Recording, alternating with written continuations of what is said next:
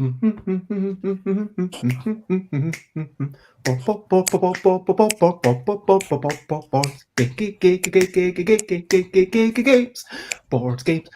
games. We might be talking about board games and Daybreak, but we're not gonna shout.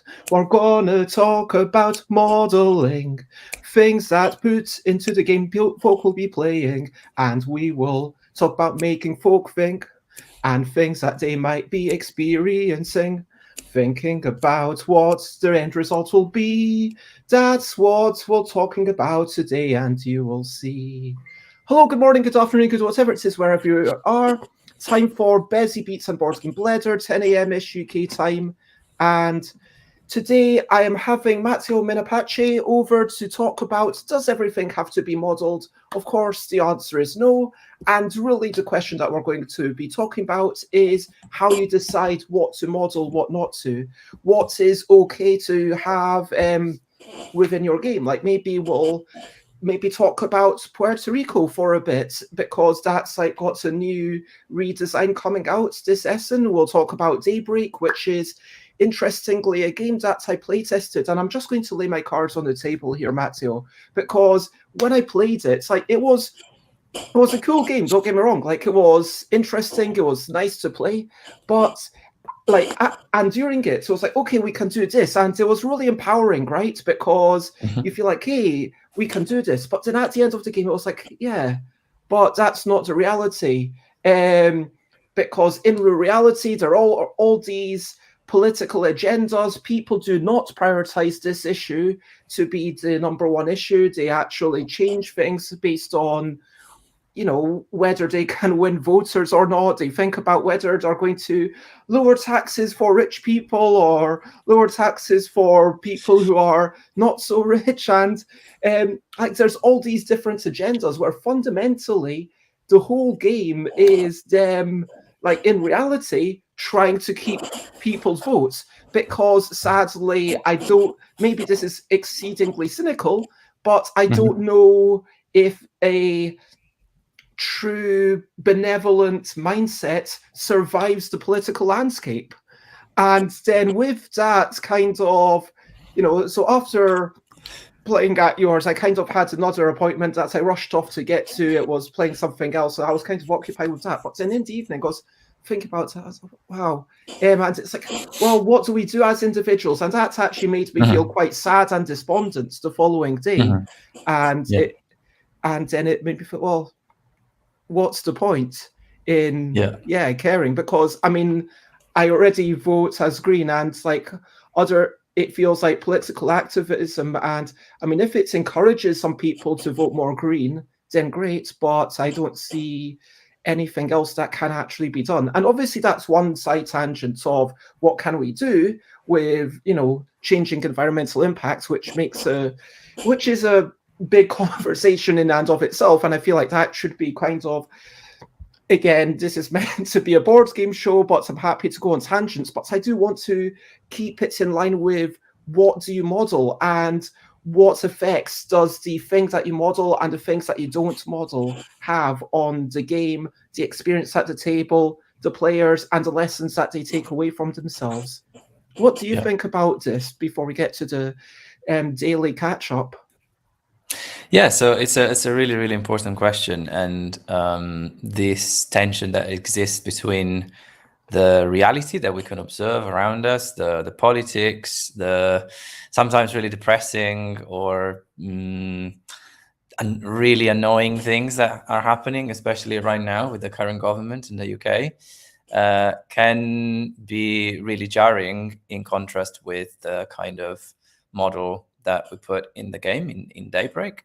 So there's definitely something to unpack there, and also to talk about in terms of how can we bridge the empowering feeling that we can experience while playing a game like Daybreak, or something that gives us an understanding of the bigger picture and the systemic problem, and then how do we translate that into what can we do, either as individuals, as citizens, or as colleagues, as part of different kind of pressure groups. So I'm really looking forward to exploring all of these and to try try to keep it as a board game discussion, but inevitably I think we'll spill over into how that. Oh yeah, I mean, reality. everything's political. Yes, Paraphrase Skunk and Nancy, it's all political, and definitely. there is Yeah. a lot of truth in that song. I think so. Whether you like it or not, I think whether you design a game to be explicitly political or to model a political reality like Daybreak, or whether you don't, I think there's always something political about how the game is then being played, because a game is also a negotiation between players, and that is political. And it's really interesting that you use the word empowering, because I think this is the key thing.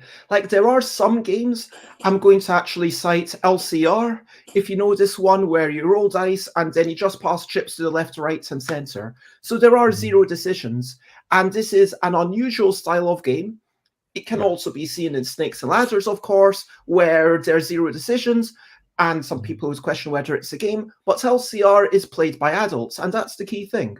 And a lot of people do enjoy this sort of abdication of control, where they go off to, I guess it can be addictive when you're gambling, when you're going to slot machines, when you're watching horse racing or whatever. And I've never watched horse racing, but I can understand how that would be quite addictive potentially. And typically, in the sorts of games that we're making, any game where you are making a meaningful decision, that is by its nature empowering, because a board game, you typically, excluding obviously your co-designer has worked on Pandemic Legacy, where you've got unrevealed things and there's hidden information, or something even like Arkham Horror, where there's a ridiculous number of cards. It's like, whoa, what's this card? But generally, there's a feeling of, I know all the rules. I know what can be done. And within your game, you even tell people this is the percentage of these kinds of cards in the game, because that's a big strategic component. That I need to know how many of this symbol am I likely to find, how many of that symbol, and I should be able to make strategic decisions. And you empower people, and I'm not saying that's a bad thing to do. Games are inherently empowering, and that's brilliant. And as you say, how do we bridge that with real life, where we don't know the rules, where everything is chaotic, bewildering, and we're thinking, what the bleep is going on? Yeah, I think that's a really good point, because games have, I think, an advantage over other kinds of media. So let's say if you watch a movie like Don't Look Up, which in many ways talks about climate change and the current state of things, and you might find it very very moving. You might find it like it may trigger you to do something about climate change or about the state of the world. But ultimately, you are consuming media. You are consuming something that someone else done, really slick, really great message. But and it's even within not that film, interactive. even if it was shouting at one character, don't do that, you're being an idiot, why are you working with these people? There's no way that I can change things.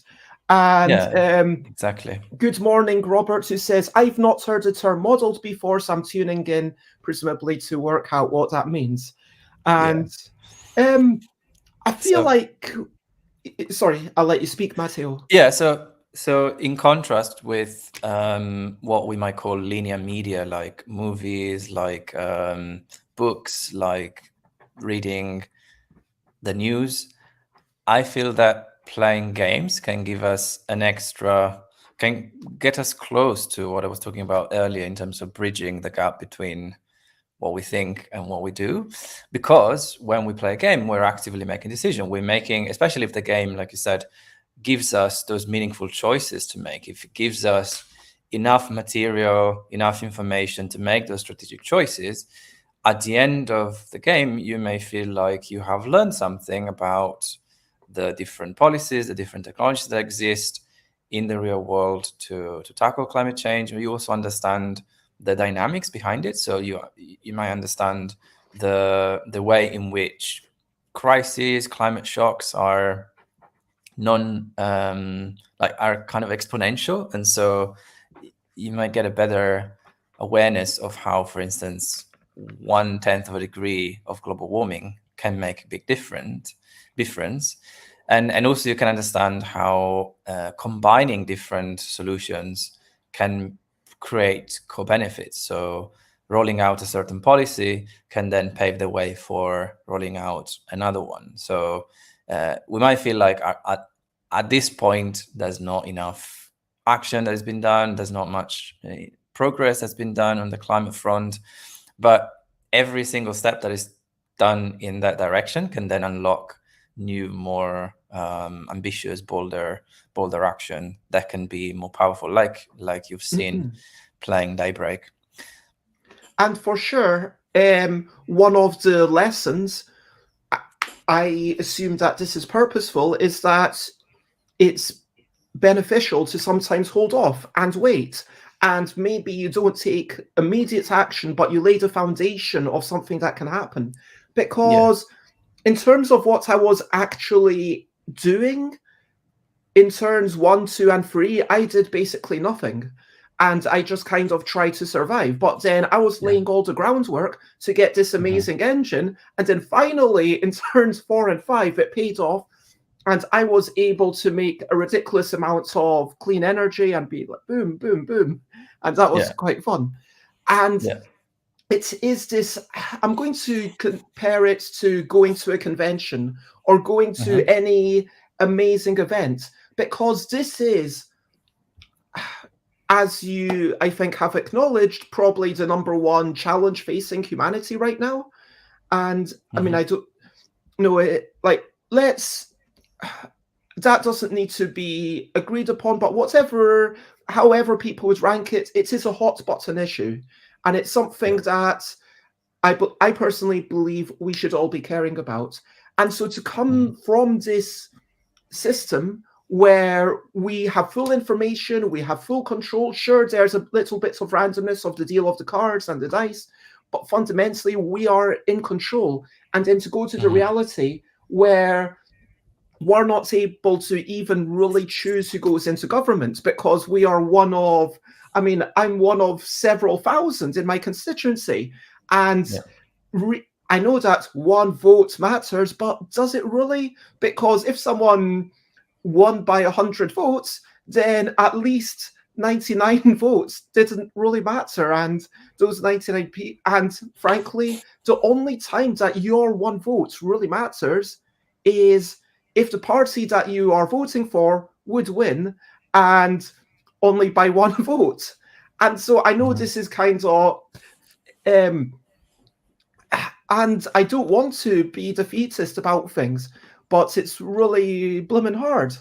And then something to bridge the gap, I don't know, some sort of material, it's not something that you can do in the game or governments can do, but maybe some reference to something that we can do as humans outside the game to affect things.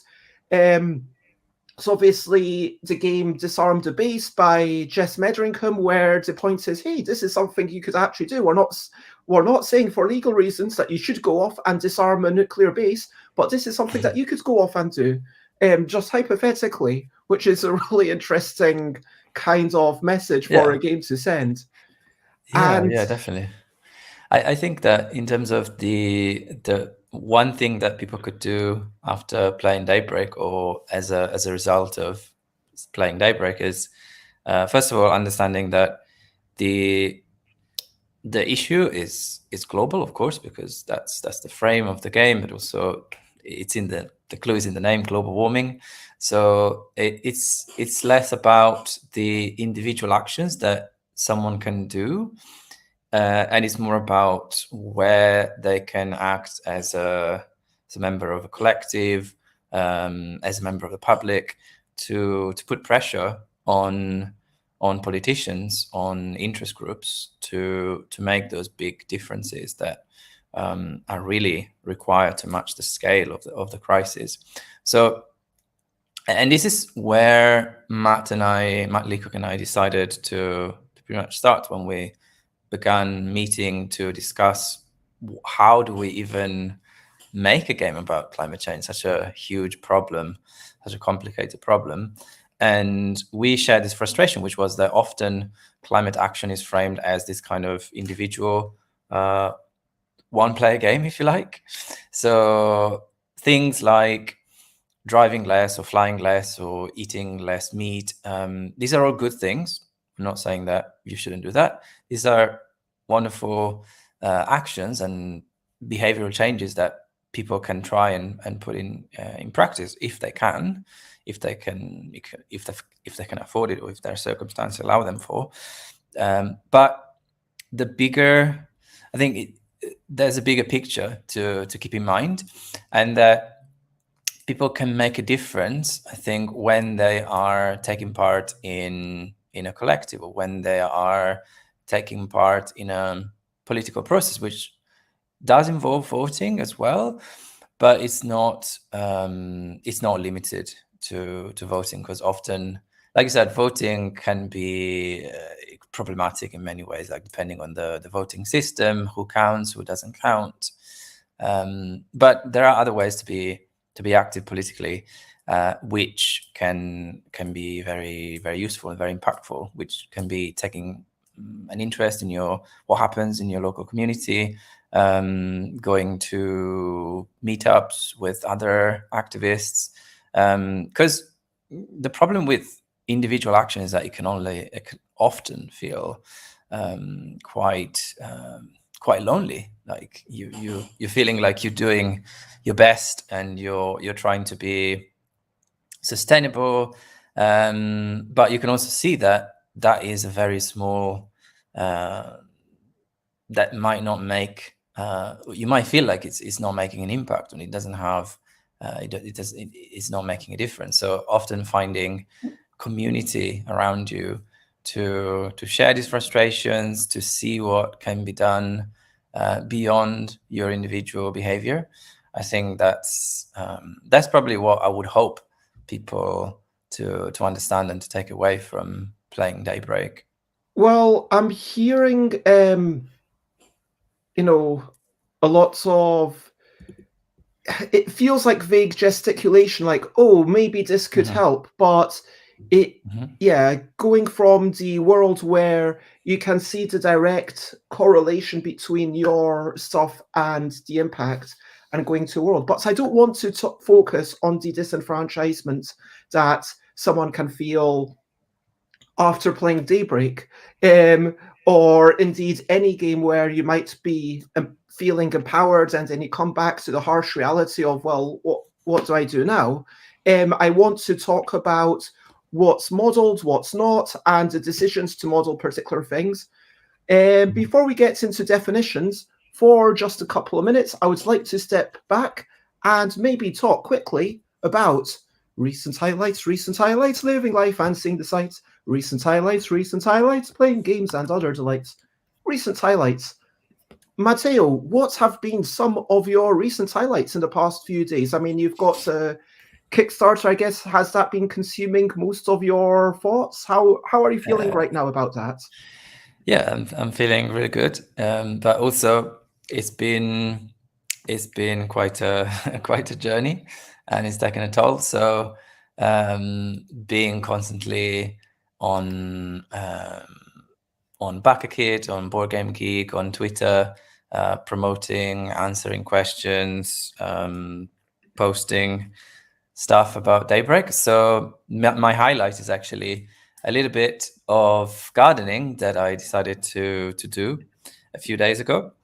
So my partner and I live in London, and we have a small flat, and luckily we also have a tiny balcony, and we decided to turn that balcony into a mini garden. And over the summer we haven't really tended much that garden, so we decided to take some time off the rat race of social media and Daybreak promotion to do a bit of pruning, to take care of the plants, to plant new ones, to repot some of them, and that has been really, really good. It's helped me to calm down a bit, to unplug a bit from the the whirlwind of this campaign, and just sitting down with a book by this in the balcony with a hot chocolate has been very, very calming and positive. That sounds absolutely delightful.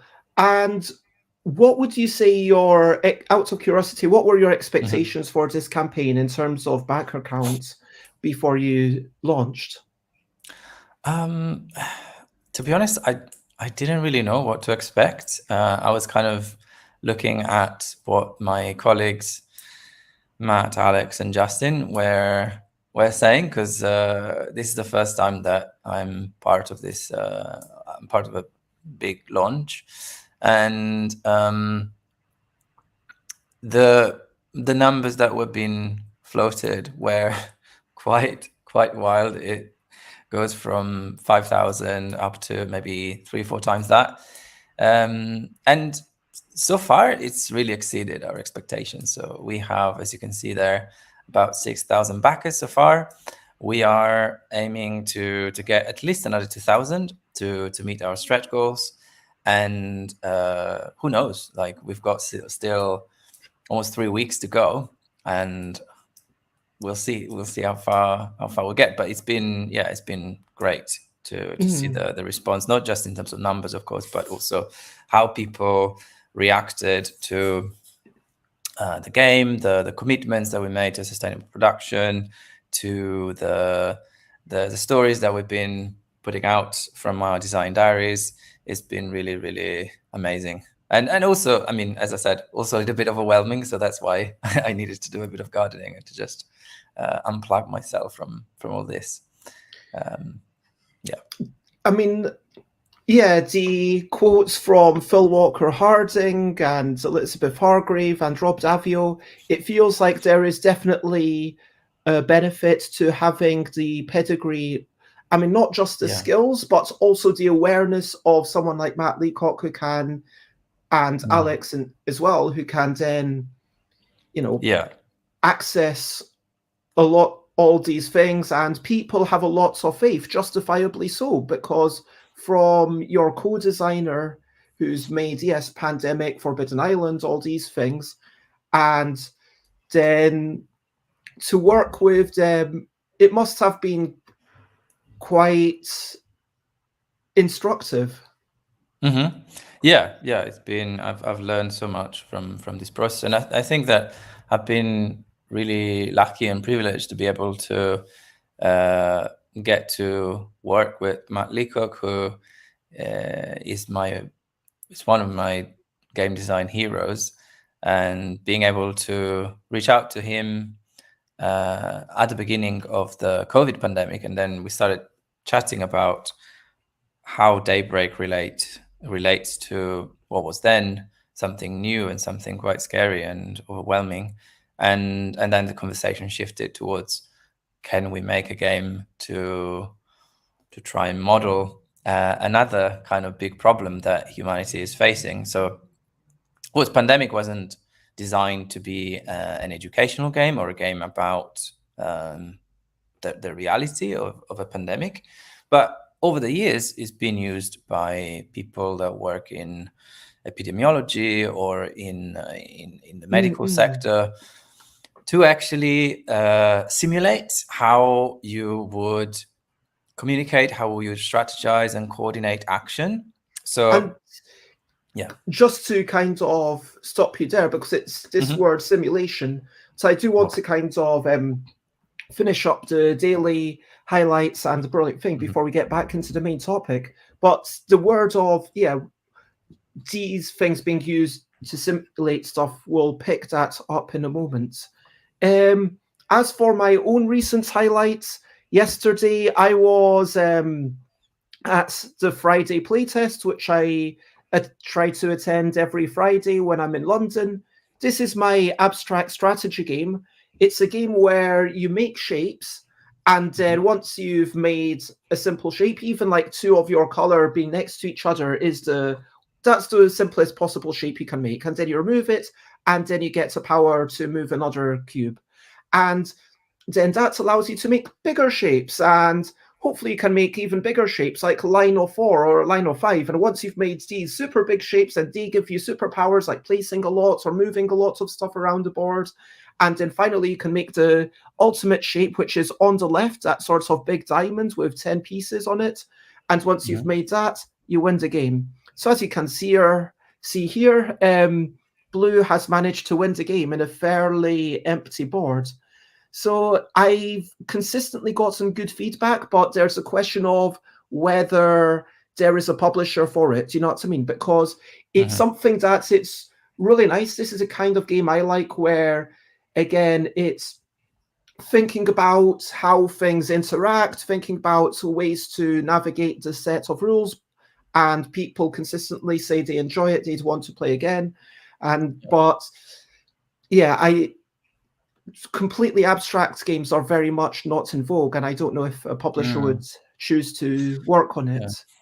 Which is a shame, because I mean, personally, I really, really like abstract games. Sometimes it's wonderful to be focusing just on the rules and just on what the game brings about from its material components, and from how you create these rules around objects that would otherwise have not much meaning or not much. Because games add meaning to cubes, random things. And Robert was one of the, I think, was that the first time that I brought it out about 3 weeks ago, that Robert happened to be in London that same day. And I feel like I've worked out, okay, these are the things, and I've worked out very clearly, side A, this is what it should be. This network of rules, it works well, but I was trying to work out to side B, but again, not sure if it's worth doing. But I did try a new party game, not pictured here, and also tried again this game, Gifted Gift Givers by Matteo, which is all about the psychology. Mandel also had this 2-player abstract, well, I'm calling it a perfect information game, where you had to think about the tiles that you're taking and how to build up your stuff. It was a lovely web of systems. And finally, we played this game about, I'm going to say like 10 times, 7, I don't know how many times, but playing a speed game, discussing how to change it, then maybe changing the rules halfway through, changing the rules for the next game. And by the end, it was a very interestingly different game to how we started. As always, I enjoy Fridays, and that is what I was up to yesterday. I'd like to ask you to share at this point, a brilliant thing. What's a little thing which is brilliant? Matteo, what is something that you think is brilliant? So I think coins are brilliant. And the reason why I'm bringing them up is because, well, on the one hand, coins and any kind of material money is slowly disappearing from our daily lives. But I've always liked coins because they allow you to take decisions. So earlier we were talking about games where people abdicate their decision-making powers. And sometimes that's fun, but I think that sometimes it's nice and useful to use objects like coins to delegate decisions that you might not be feeling so strongly about. So let's say, do I want to have black tea or herbal tea? I could have both. I don't really have a strong opinion one versus the other. So rather than spending my own decision-making power because I'm someone who's sometimes over-analytical, and so I could get down a rabbit hole of thinking, oh, what is the caffeine intake of black tea, and then opening up 10 like tabs on the browser and trying to really make the best possible decisions. But sometimes you just need one or the other. Yeah, because decision fatigue is a thing. So, exactly. I mean, it's interesting that you're primarily focusing on coins as a method of coin flipping, abdicating control, which feels like, I mean, are you saying that you actually enjoy the presence of coins? Do you think that we should be using more coins and real currency? Not necessarily, although it does help sometimes to have cash on you, to just pay for things or just to give it to people.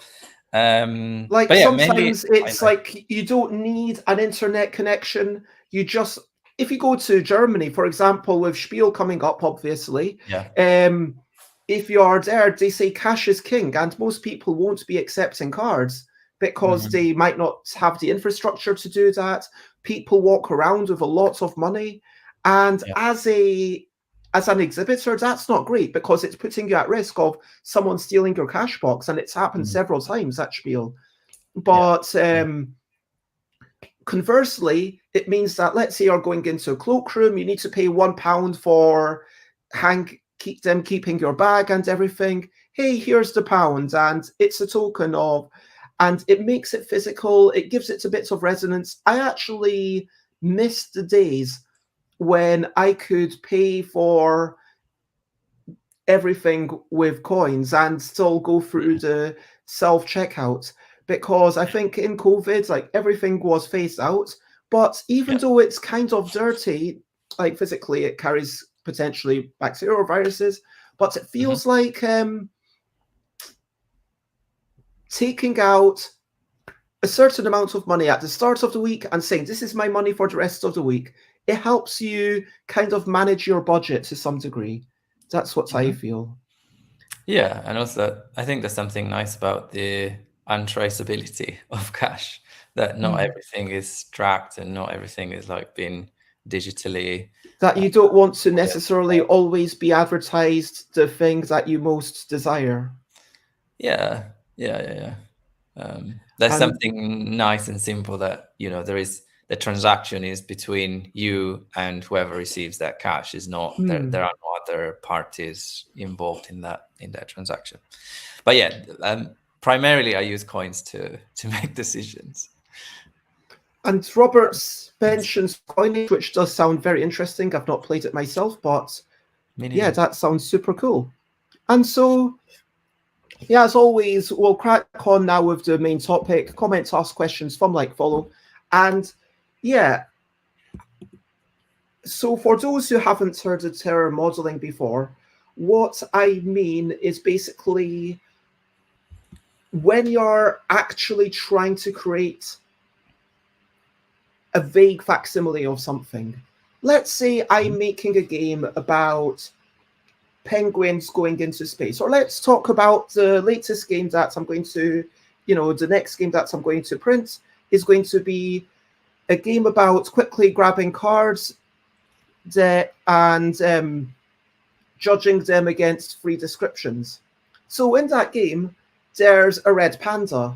Now, there's just a red panda, and then the idea is that if you say, oh, it's cute, it's happy, and it's friendly, if those are the free descriptions, maybe someone would pick the red panda quickly because they think, this is the thing that the judge will think best matches it, and that goes in front of them. But there's nothing trying to simulate any part of reality.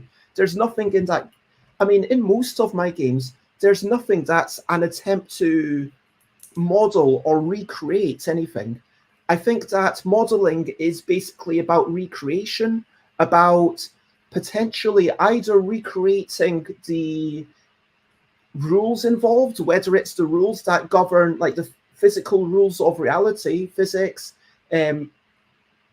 governing, I don't know what kind of science it is, governing climate warming. I guess it's a subset of physics. Is it?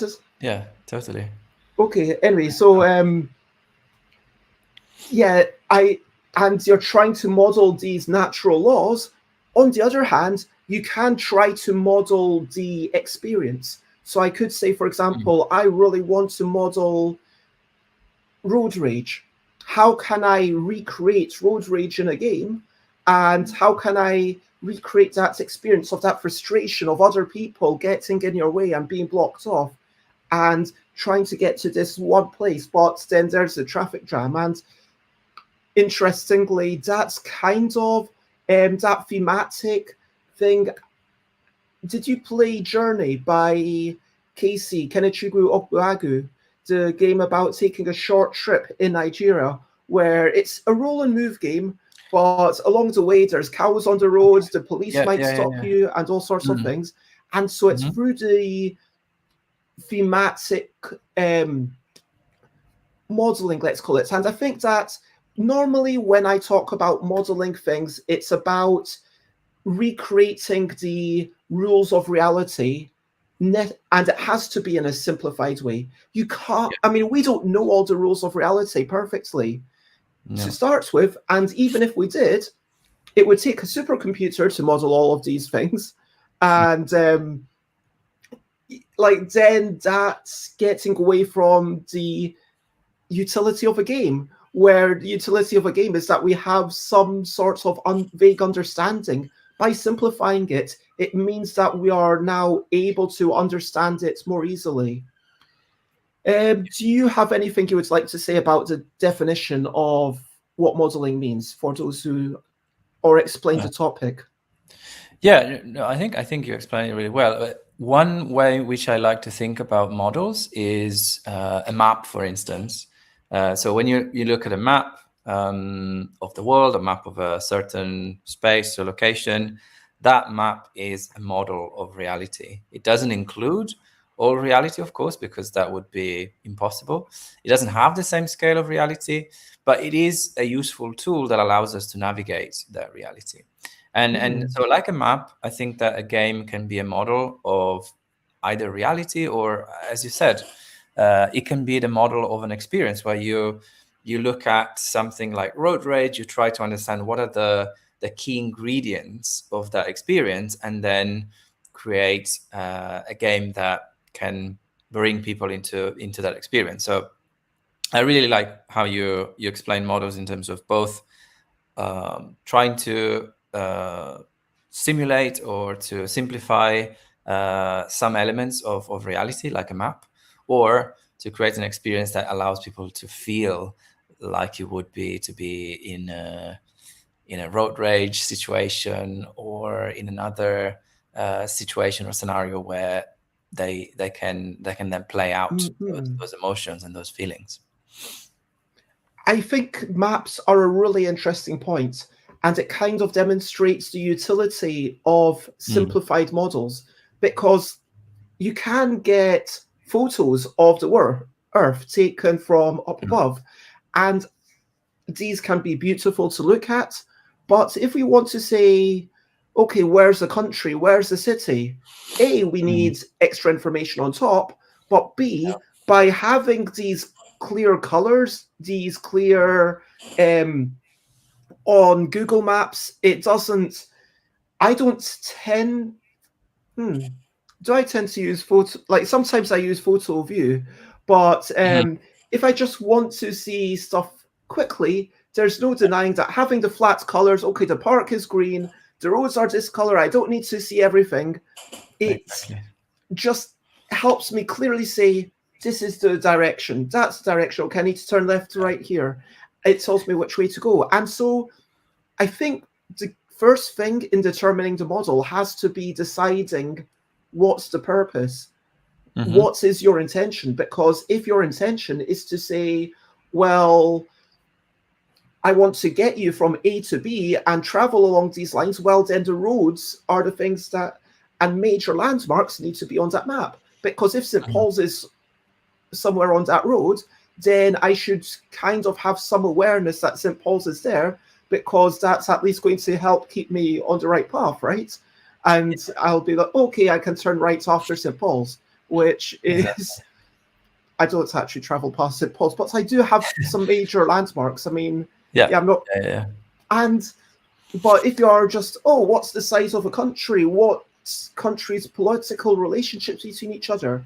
Like a normal wall map of all the countries, although I've not seen one of them for ages, with all the countries clearly divided. The reason for that is to kind of push forward, and it plays up the importance of these political allegiances and these political relationships to say, okay, Iran borders these countries, or, oh, the UK is, and then they maybe overinflate the size of the UK, I don't know, depending on the map.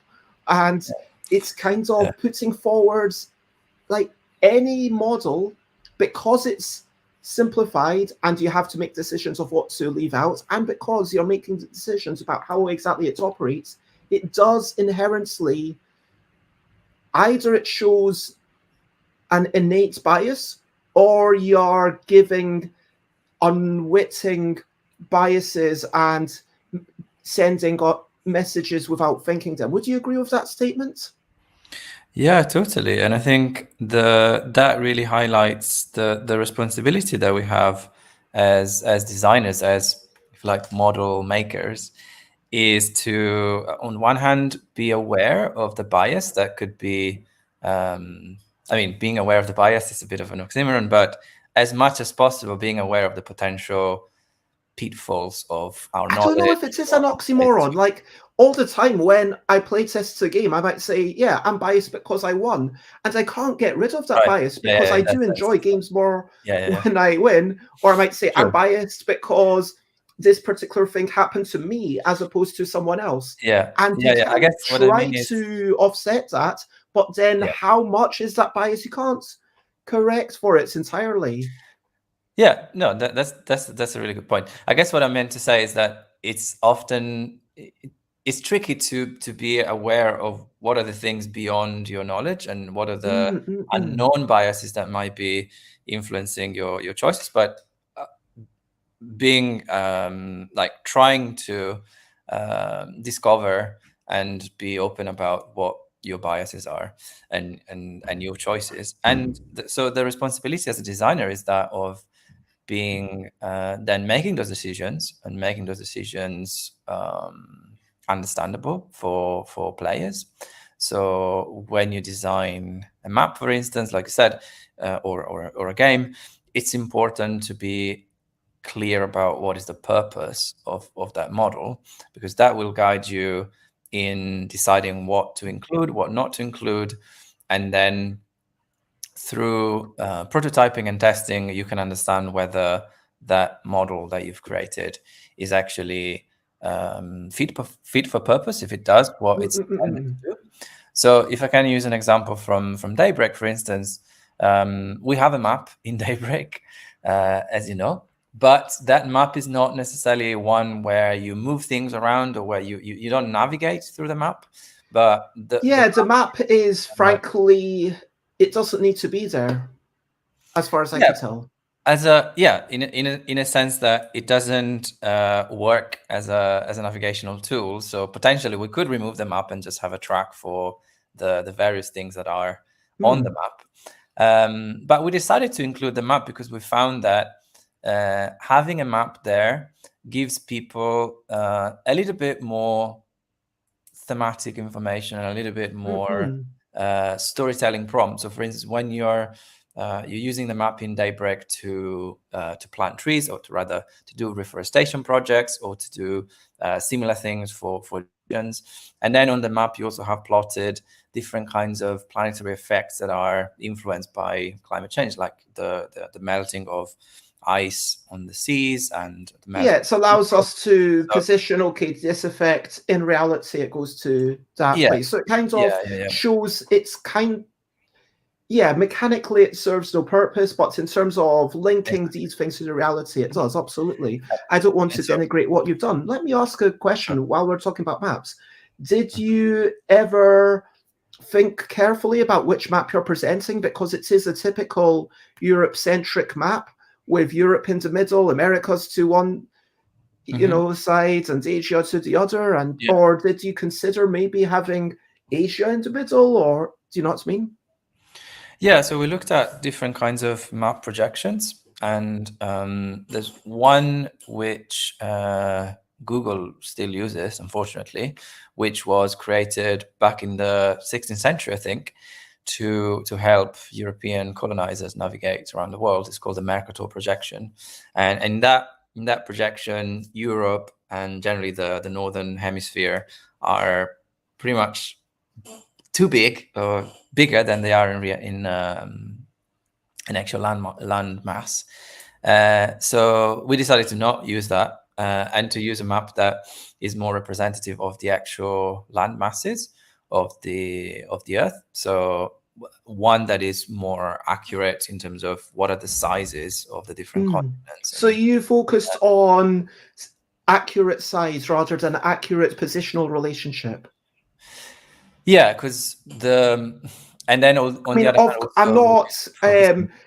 Look, any map, when you're projecting a 3D plane onto a 2D surface, you're always going to have problems. So you need to prioritize one or the other. And to say, oh no, we prioritized it both, well, then you're just having the second best of both worlds. You've got to decide what's your priority and what's your So focus. our first priority was land mass, so that, because like I said, the map is mainly a place to put forest and to put like natural elements. So we wanted to have enough area of the board where people could plant those trees, and also understand the sizes of different continents and say deserts and so on. So we've gone for I guess accuracy in terms of landmass as the first priority, and then the second priority was also familiarity for what we think is our main audience. So using maps that, for instance, flip north and south, or that put continents in ways that are not familiar to an American or European audience, was something that we have looked at, but ultimately, we decided to go for something that most people would be familiar with. That makes sense, because you are already, I mean, whilst changing the map does a lot to kind of say, hey, Europe doesn't always have to be the center of the world, and let's actually focus on these things rather than like normally there's a little line that says, oh, actually you can cross the globe from the tip of China to the tip of Alaska or whatever. Or how in our map, Europe is fairly tiny compared to Asia and Africa, for instance, or South America, as it should be. But it's got that familiarity, which if you put too much, if you try to push against the status quo too much, then it feels like you're going to end up turning people off. And it's interesting. I was listening to a podcast about someone who made a game about votes for women and the suffragette movement, who made a point that in political activism, you've got to think about, are you always going to hold out for all the change we want in one way? Because there were the people who were against women's votes, not all of them were, misogynist or whatever.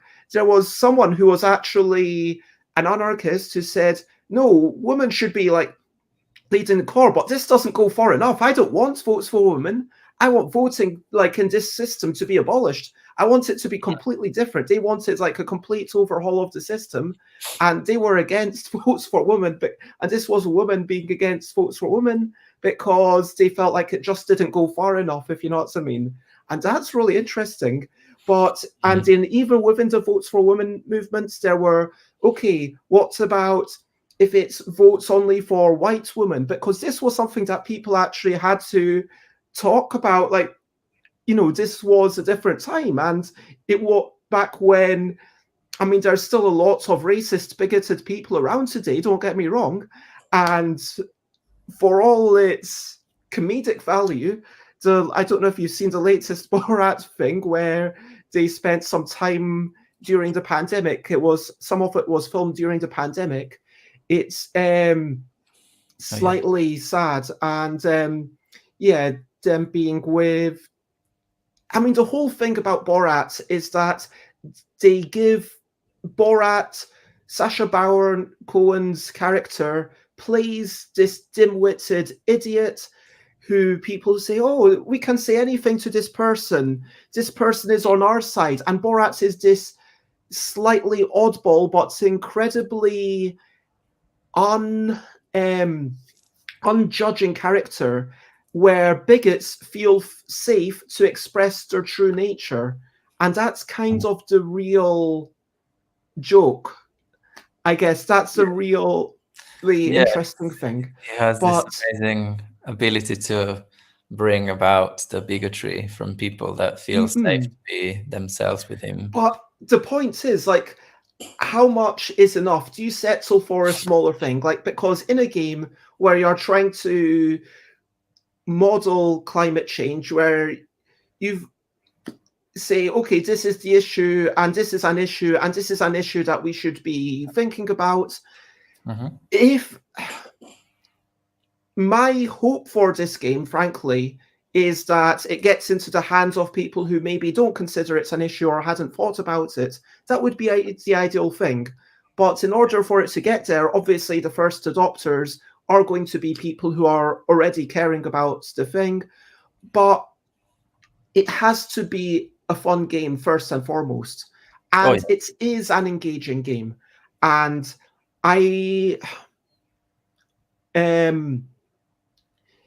yeah, I'm going to say that I absolutely enjoyed playing it. Obviously, like any game, it's a lot down to the people that you play with, and I'm sure that in a different group I might enjoy it less, and it is of a higher order of complexity, I would say, than Pandemic. So if you feel like Pandemic's too complex for you, or if Pandemic's like the limit of what your group is able to get, then this might not be the game for you.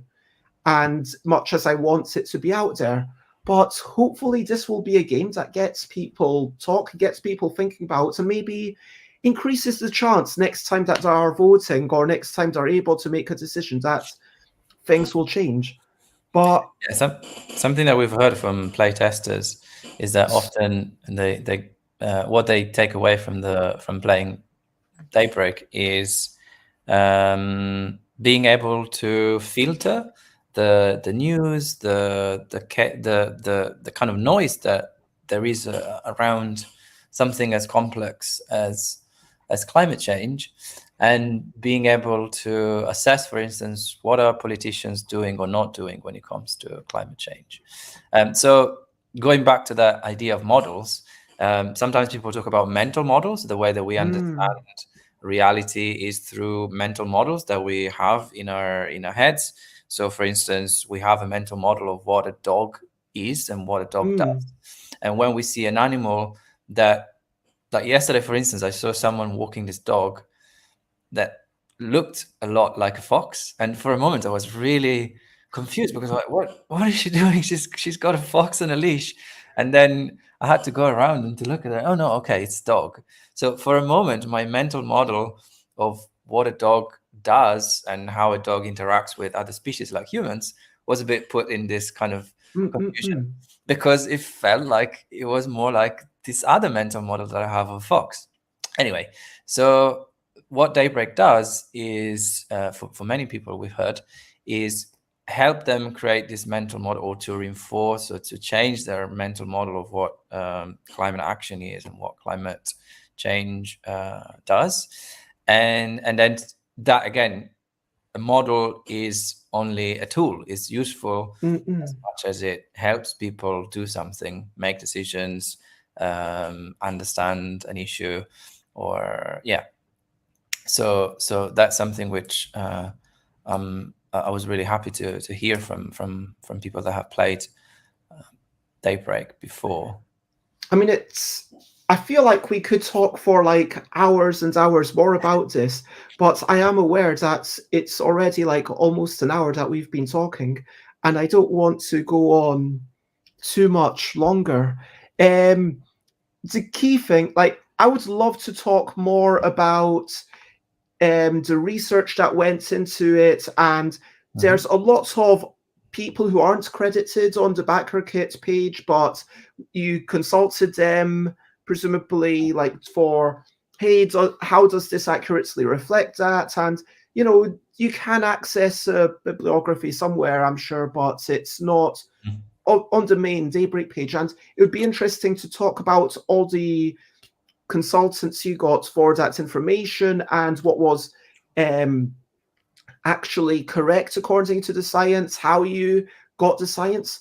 But from a big top level place, before we start talking about the model of how we emulate the physical relationships between emissions and natural change and increased carbon and increased temperature and changed landscape and increased temperature and change, and that vicious cycle that can start, before we start talking about how you modeled those physical rules, I would like to, I'm just asking, are you happy to come on again if we can arrange it? Yeah, absolutely. Okay, so the key question which I wanted to ask today is about the decision to not model the political friction. So, as you said, this is an optimistic view, and the game presupposes that all the governments have decided to work together, and that global climate change is the biggest problem, and everyone needs to work together. Yeah. And even with COVID, governments didn't really work together as much as they could have. Like, there's a lot of things about Britain, having a lot of vaccines that weren't getting used and then got denatured because they were just, and then had to be thrown out, which is ridiculous when in some countries they did not have enough. And that political tension, I understand you can only do so much in a game. So you have to choose your focus. Yeah. But what was the decision to omit that like? And how can you tally up the reality of this? Frankly, I think I kind of consider it an impossible dream for all the countries to decide, yes, we're going to work together and everyone's going to put all our resources to solving this one thing. Yeah. So this is a decision that we made pretty early on. So the idea was to, on the one hand, create this foundation of scientific accuracy that shows the intensity, the urgency, the scale of the problem. And then on top of that, to have this layer of geopolitical cooperation and big systemic action that is taken by all the various players that represent world powers, which, it could be said as slightly utopian or very optimistic, in the way that we're not really observing that kind of coordination and cooperation between countries and governments around the world at the moment. But the idea behind that was to create a game that lets players ask and play out that big what if question. So given the reality of climate change, the foundation, what if we had action that is happening all around the world and that also can come together to implement projects that require that kind of collaboration. So within the game, you have players that have their own individual autonomy. So like you were playing China, you were rolling out certain things that were very beneficial for your own part, for your own country, if you like. And then that had impacts and benefits also on the other players. And so this is something that, to an extent, I never felt like I had individual goals. I mean, I know that in the game, like, each country has its own people, but because of the full transparency of information, it never felt like we had individual goals that, hey, I have a higher priority to do this. My but you had people, pardon? You had autonomy to do it. It's not that you had to completely coordinate and decide everything that you were doing. Sure, again, yes, absolutely. There is autonomy, there is agency, there is empowerment.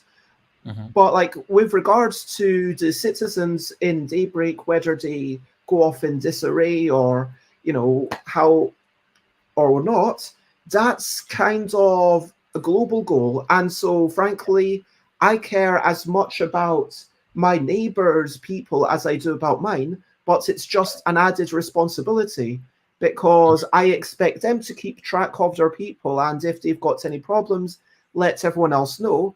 and I assume other people expect me to make sure that I've got enough electricity for my people, and keep track of, okay, there's enough energy for the people, which, because I slightly misunderstood the rules, I made a small mistake on the first turn, but we still managed to win, so it's all good. Well, that's also a really interesting dynamic that happened within the group that you played with, and sometimes that doesn't happen. Sometimes people tend to be a little bit more selfish, let's say, in the way that they play, and that is partially something that we designed into the game. So we wanted people to primarily focus on their playboard, if you like, because that's where most of the action happens, and that can play off the tendency to just look around and look after your own side of the puzzle, and then the cooperation happens more on almost as a reactive way, in the way that you are bound together, not by a common goal necessarily, but by a common threat, which is, if we don't get our act together, if we don't reach a certain the win condition before one of the various loss condition happens, then we're all screwed. But it's interesting that obviously there is this chaotic element in any model. It's not a computer model. There's a player making decisions. And I think this is really interesting. I wonder, was it mainly non-gamers who were more selfish, would you say? Because I would expect gamers to kind of be more focused on winning and fully cooperating, because it is a fully cooperative game. But I can understand emotionally, yes, you've got your own little board. You might care about your own board more. And non-players might fall into that emotional thing more. But as a gamer, I was honestly caring as much about my neighbors as I was about myself. I'm not sure. I guess that wasn't something that you tracked. Yeah, I haven't paid too much attention to that. You're probably right in the way that people fall back on that emotional reaction if they're not used to playing cooperative games, especially, or more generally, if they're not gamers. That's definitely a good. And interestingly, that is a really useful lesson. If people are selfish and then fail, and then eventually they're like, "Hey, wait a minute, I really need to be focusing on exporting all my energy to you," because to me that was kind of super clear right at the start. Because most people haven't played hundreds or thousands of games, and most people don't most people haven't, this is episode 771 of a show about games. And so, I mean, I think about games a lot more than the average person. And I mean, I'm basically a professional game designer. Chloe was a professional game designer. And all of us, I don't know about your two friends who I hadn't met before, but Lynn, like the three people that I knew at the table are all kinds of very much gamers and understand systems and understand that it's primarily 90% of games are mathematical systems that you're going to work out. And maybe but no, I feel like we've talked enough about your decision. And is there anything else that you would like to say before we kind of hold this on point and maybe come back at some point to really nail down into the physics and how that goes? No, I think I've said enough. Okay. Well, before we wrap up, I would like to ask you, Matteo, to ask me and anyone watching a question. So you can feel free to ask us anything, because but it's the question of the day. Question of the day. Here's a little question before we go on our way. So my question is, what are you going to do for the rest of the day? No, that's the next bit. You Oh, can't. sorry, you can't ask that question. Okay, I'll ask the question of the day. My question of the day is: when was the last time you ate something red or drank something red? I did have this smoothie just now. Before that, I can't remember. Oh, probably some tomato juice. I do have a lot of tomato juice. While I was focusing a while back on a high potato diet to lose weight, I lost a lot of weight on my potato diet. It was primarily potatoes and a bit of tomato juice. So even though this is a water bottle, it says tomato juice originally. But yeah, if I feel the need to have something, it's nice, it's wholesome, it gives me flavor. Tomato juice, it's where it's at. Robert says last week I baked red maple shaped macaron. That sounds lovely, and congratulations. I would love. I am very impressed. I did not think that you could shape the macaron in different shapes at all, let alone being something as intricate as a maple. Well done, Robert. How about you, Matteo? When was the last time you ate something red? This probably sounds stereotypical as I'm Italian, but I had pizza on Wednesday, and that was the last time that I had something red. And it I was was about to do something super very nice. offensive. Sorry. Do it. Yeah, I won't. Okay. So, enjoy your pizza. And at this point, we always ask, over to you, what are you up to? You can share button if you want to. What are you up to for the rest of the day? And do you have hopes, ambitions? Tell us about your situation, something that you need to do, potentially something you want to do, stuff I need to do. I am going to do one drawing. Well, when I say one drawing, I've actually gotten an exciting commission. So I've got to do one piece of art. And if it goes well, then I will get the job for doing a whole lot of art for a small game, which will be nice because it will be the first time that my art is on someone else's game, unless you count a puzzle book that David Brain made ages ago. But that's something I've got to do. I'm going to draw a whole bunch of hamsters and research and learn how to draw hamsters.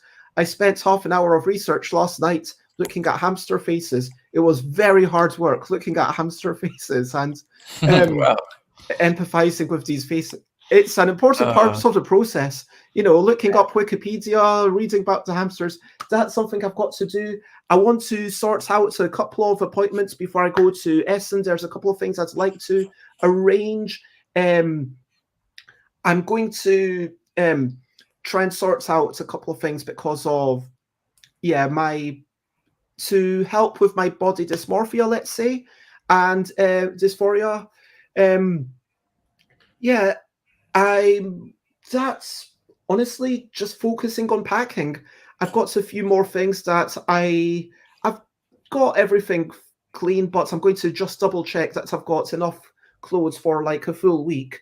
And I try to have like a different outfit on each day. So like 4 completely different outfits. Whereas if I'm being honest, like normally I don't change my bottoms every single day and I don't, but yeah, when I'm at the convention, it's nice to kind of keep people guessing. Yeah. Nice. And so that is what I am primarily up to, sorting out things, planning, Essen. Oh, and today or tomorrow, I need to make a prototype of Yogi Party, which is not a real game yet, but it might be. What are you up to? Exciting. I am going to King's Cross to meet a friend, and then we're probably going to join the protest at King's Cross as well from this campaign group called Enough is Enough. So it's a movement that came about recently, bringing attention to the cost of living crisis and having some demands about what we can do to redistribute wealth and power to people, workers, cleaners, the essential workers, the carers, the mothers that have been keeping us going, and that should be rewarded. So yeah, I'm going there shortly after we finish this stream. Nice. Well, I hope you have a wonderful day, and I hope that your activism sees results. Hello, Xate. We're just wrapping up. Robert says, I'm baking Panorazan, finishing the latest rules draw for a game I'm pitching. I'll be at an Anne Jones ran game event this evening. Oh, that's lovely. Anne Jones, Cards or Die, friend of the show. Lovely person. Don't think I've ever had them on the show, but, we've hung out so much in real life, and yeah, who runs these gaming events. At this point, I'd like to recap and wrap up before we finish up. So when we started this, I talked about my Daybreak come down and the idea that after the fact that games are by their nature more empowering than reality, you make the choices, you have the full information of what's going on, and even if it's an uncertain deck, maybe if a game tells me explicitly don't look at all the cards, I'm not going to look at all the cards. But if it doesn't, that's actually a big part of the joy I get. Just having the game, for spending a few hours with it and examining almost like deconstructing it, like thinking about the makeup of all the cards and, okay, there's that and that, and thinking what I would do in different mathematical scenarios. And that's a big part of the joy that I get personally out of a game. But anyway, even if you don't purposefully go through it like all that, you do have much more information than you have in real life. We talked about in real life, you can put pressure on politicians, you can be part of a collective, but there's never any direct, visible results in the way that you get that instant feedback. Video games, board games, there's always a clear, I did this, therefore that happens, which can be addictive to some degree. And we need to make sure that we allow people to understand the agency that they might have in real life. And I think that's actually, now I think about it, there is a real danger of people getting, how can you allow people to deal with this chaotic world? How can we make games that, sure, they are a safe haven, they are an empowering thing, but then as you exit the magic circle, you still feel, okay, I understand how to approach things. And we talked about definitions of things. Models means not all of reality. We talked about maps. We talked about political leanings. We talked about the size of things. We talked about position of things. We talked about Borat. We talked about coins being brilliant. We talked about being able to filter and understand the rules. We talked about systemic action. We talked about the fact that, yes, if you are trying to tackle one issue, you can't try and tackle every issue at the same time. And clearly, whilst you might be in favor of a map that doesn't have Europe in the middle, you want to be familiar and allow your argument to be a bit more palatable to the audience. We talked about eating red things, pizza, tomato juice, and meatball-shaped baked goods. Macaron, that's really impressive. And we talked about what we're up to, direct action, spiel preparations, and getting stuff done and like finishing games. I hope you all have a wonderful time. It has been lovely. If you want to check me out, I am Stuff by Bez. And if you want to check out what's on future streams, then even though some topics are decided basically on the day, and the spiel, while I'm there, expect it to be like short 5-minute things. I'm going to like skip through so much of the regular content just to avoid my mobile phone bill going, being completely ridiculous. But I will be streaming every day at 10 a.m.-ish. Wait a minute, oh no, 10 a.m.-ish UK. I forgot to account for the time difference. That's 11 a.m. Germany. I think I might have a meeting at 11 a.m. I completely forgot about that. Let me double check. Oh no, I've got a meeting on Friday at 11. Okay, the other days I will do it at 11 a.m. German time, 10 a.m. UK time. But yeah, Friday, it'll have to be like half an hour early. And I apologize for that mix up. But yeah, other than that, share, spread the word. And thank you, everyone. Matteo, is there anything you would like to say? Thank you for being here. And how would you like people to find you? Yeah, thank you for having me and for this amazing chat, which I'm looking forward to continue in another stream. So if people want to find me, I am Badeo, Baddeo, on Twitter. And then from there, you can pretty much link to anything that I've been doing and writing and talking about online. Check out Daybreak on BackerKit, because we've got another 20 days to go and exciting new stretch goals that we're hoping to reach. Thank you. Sates asks, are you also Badeo on Board Game Arena? I am. Yeah. I'm generally Badeo on most things. Where did you come up with that name? So it's a bit of a joke between me and my Italian friend. So many years ago, I had a really bad cold, and that's how you spell, how I would say my name when your nose is really okay. blocked. So it's like Badeo, and then they started calling me Badeo. Fair enough. Yeah. It was an absolute delight to chat about this. It says it's getting ready for spiel, and seeing Bez on Friday. Yes, I'm looking forward to seeing you on Friday, and thank you so much for the offer. I will definitely potentially, I will. Yeah, that would actually be incredibly helpful potentially. And so, thank you so much for kindness. I'm excited to see you, Xate. I am happy to chat with you, Matteo. Anyone watching this, Robert, thank you for being part of the conversation. It was lovely to have you here. Anyone who's lurking and didn't feel like they wanted to join in the conversation but has enjoyed it, I hope you get value out of it. And yep, it's that time once more. I hate doing it, but I have to say bye. This is a goodbye song. Bye. Thank you for watching along. Bye. This is the end of the show. Bye. And now it's time to go. Bye. This is a goodbye song. Bye. Thank you for watching along. Bye. This is the end of the show. Bye.